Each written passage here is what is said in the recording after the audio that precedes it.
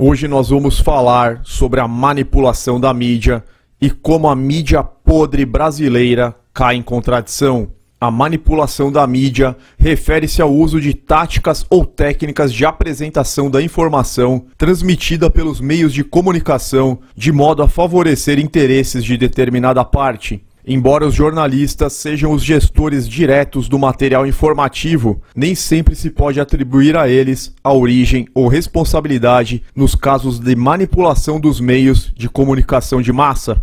Frequentemente, o fluxo de informação tem como origem organizações complexas, órgãos de governo, empresas privadas, instituições científicas, dotadas de uma competência específica e, portanto, não passíveis de verificação imediata. Geralmente, essas organizações são dotadas de spin doctors, autorizados a relacionar-se diretamente com a imprensa. Algumas vezes, a manipulação da informação tem origem fora dos órgãos de imprensa. Segundo Perseu Abramo, é possível distinguir e observar pelo menos 4 padrões de manipulação da informação presentes na imprensa brasileira em geral, e mais um específico do telejornalismo. Então, aqui nós temos os padrões de manipulação. Temos o padrão de ocultação, padrão de fragmentação da informação, padrão da inversão da relevância dos aspectos, inversão da forma pelo conteúdo, inversão da versão pelo fato e inversão da opinião pela informação. Temos também o padrão da indução, ou seja, levar a todos a acharem que está tendo uma epidemia apocalíptica. Aqui nós teríamos o padrão da indução e padrão global ou padrão específico do jornalismo de televisão e rádio. Nós sabemos que a mídia se utiliza de todos esses. Eles ocultam partes das informações que serão relevantes, que faríamos mudar de opinião. Eles dividem a informação, pegam apenas uma parte, padrão de fragmentação, eles pegam apenas a parte que interessa para eles. Padrão da inversão, eu vou colocar aqui o vídeo do Drauzio Varela, muitos já viram, mas vocês vão conseguir prestar mais atenção nisso. Ele fala, por exemplo, antes do carnaval da Globo Lixo, ele falava que o vírus era inofensivo, que o coronavírus tinha baixíssima letalidade, quase ninguém que pegava poderia vir a óbito, somente pessoas muito idosas, e depois ele inverte. Ele começa a falar que é perigosíssimo. Depois do carnaval, depois que a Globo Lixo faturou horrores com o carnaval, aí ele inverte e fala que é super perigoso, que tem que ficar em quarentena.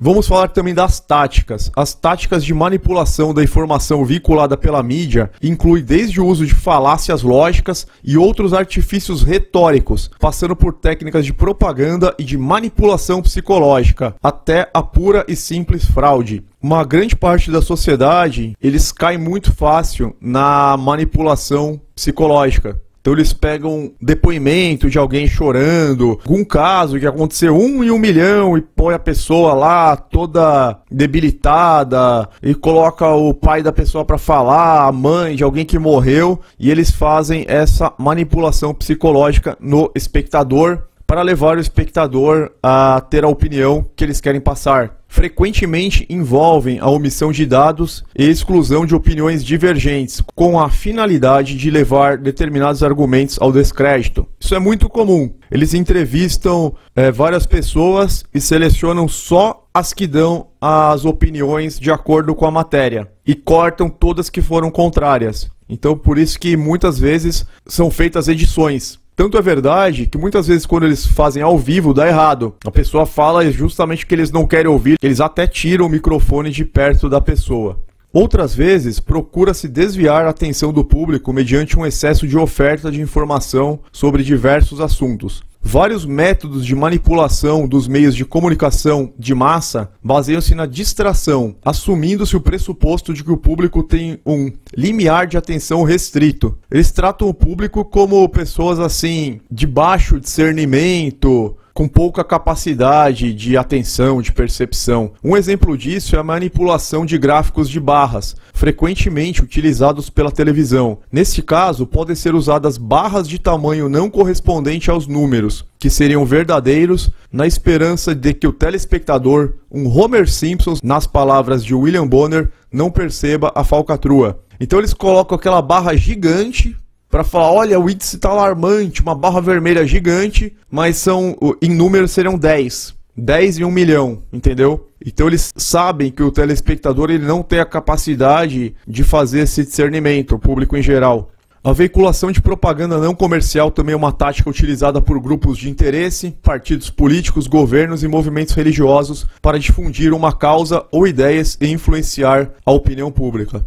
Grandes empresas, assim como os governos, podem controlar a informação vinculada pela mídia de um país. Isso é muito óbvio e muito simples de entender. Em alguns países, grandes corporações multinacionais são proprietárias de estações de rádio e televisão. Aqui não está acontecendo muito diferente. As TVs são concessionárias de serviço público e pior. Notícia da própria Band News, noticias.band.al.com.br. Grupo Bandeirantes e China Media Group fecham um acordo de cooperação. Então, Bandeirantes fechando pacto com a China não é conspiração. Está no próprio site da Band.com.br. É fato. Então, o contrato prevê produções conjuntas e compartilhamento de conteúdo entre os países. Não há nada tão ruim que não possa piorar. A nossa mídia já é completamente manipulada e agora está de mãos dadas, literalmente, com a mídia do Partido Comunista Chinês. Eu vou deixar o link para que vocês possam ler aqui. Eles assinaram um acordo de cooperação. Isso foi no ano passado, mas na realidade o Partido Comunista Chinês comprou uma parte da Band e também do Grupo Globo, entre outras empresas. Aqui um exemplo de manipulação no mandato do Bolsonaro em 2020. Coronavírus, casos no Brasil 2.201, mortes 46, nível de pânico apocalíptico. Porque a mídia colocou desta forma. No mandato do Lula em 2009, gripe suína H1N1, casos no Brasil quase 60 mil, mortes 2.101 mortes. Nível de pânico, 0. É só uma gripezinha. Em 2009 nada parou, tudo correu normal. Até pessoas no meu prédio pegaram H1N1, 2 crianças do mesmo apartamento pegaram, ninguém deu bola nenhuma e tocaram o barco. Então, a gente está vendo claramente a manipulação. Agora eu vou deixar vocês com o vídeo do Drauzio Varela, ele se auto-refutando. Primeiro ele falando em favor dos interesses da Rede Globo e do Carnaval, que o vírus não era nada, que tinha baixíssima letalidade, que não era motivo de preocupação. E depois do Carnaval, ele falando que o vírus é praticamente o fim do mundo. E vou deixar um vídeo também do Bolsonaro criticando a imprensa. Um vídeo do Bolsonaro tem 40 e poucos segundos, criticando a imprensa, porque a mídia fala para você ficar em casa, para você usar máscara, para você não sair nas ruas. Só que eles próprios estavam todos aglomerados lá. A gente vai ver os jornalistas todos aglomerados e ninguém usando máscara. Todo mundo na rua aglomerado e ninguém usando máscara. Então ele até tira sarro deles e fala, ué, por que vocês estão aí na rua, sem máscara, tudo aglomerado, se é para ficar em casa? Eu vou colocar para vocês, para que vocês tenham noção de como é podre essa nossa mídia completamente manipulada e agora com total influência do Partido Comunista Chinês. Até o próximo vídeo, fiquem todos com Deus.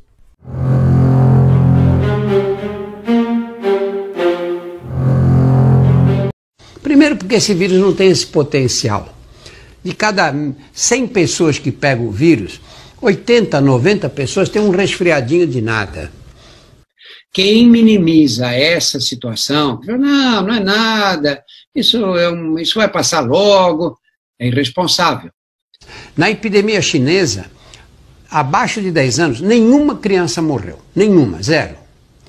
Na faixa de 10 a 40 anos, de cada 1.000 que pegaram o vírus, 2 morreram. Vou repetir, de cada 1.000, 2. E a gente não sabe quem foram esses 2, se eles tinham problemas imunológicos, se eles tinham doenças associadas, se eram fumantes que tinham lesado o pulmão, a gente não sabe. A mortalidade vai aumentando depois com a idade. Chega aos 80 anos, a mortalidade pelo vírus é ao redor de 15%. Tudo bem, não é baixa, que cada 100 que pegam, 15 falecem, mas aos 80 anos, tudo fica grave. Gripe aos 80 anos é grave.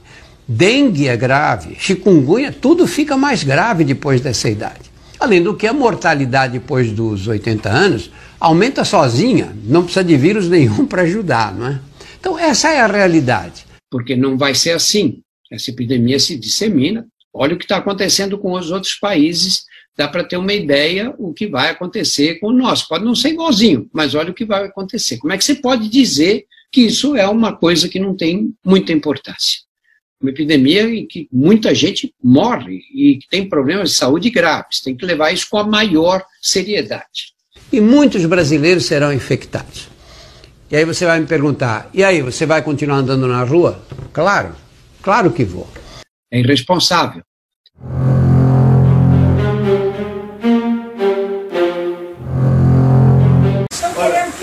Olha a imprensa lá. Eles dizem que o povo tem que ficar em casa, mas estão na rua. Olha a imprensa, porra, vocês estão aqui trabalhando, tem que ficar em casa, pô, quarentena. Globo lixo. Quarentena em casa. Globo lixo. Mostra aqui, ó. Tá mostrando a imprensa lá? Olha lá. Atenção, povo do Brasil.